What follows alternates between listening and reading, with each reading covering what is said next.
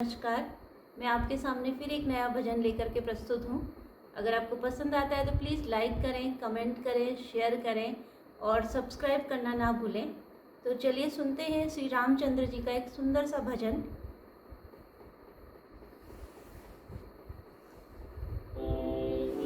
राम को देख कर श्री जनक नंदनी, राम को देख कर श्री जनक नंदनी, बाग में जा खड़ी की खड़ी रह गई। राम को देख कर श्री जनक नंदनी, राम को देख कर श्री जनक नंदनी, बाग में जा खड़ी के खड़ी रह गई। राम देखे सियावा सिया राम को, राम देखे सियावा सिया राम को, चारों अखियाँ लड़ी के लड़ी रह गई। राम को देख कर श्री जनक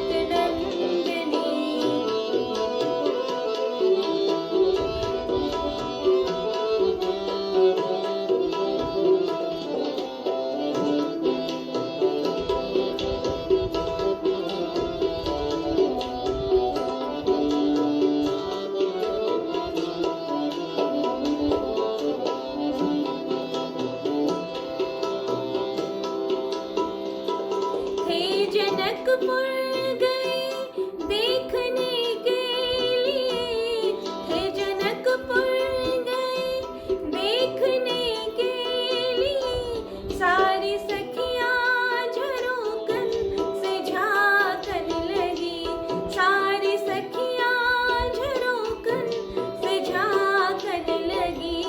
देखते ही नजर मिल गई दोनों की, देखते ही नजर मिल गई दोनों की, जो जहाँ थी खड़ी के खड़ी रह गई।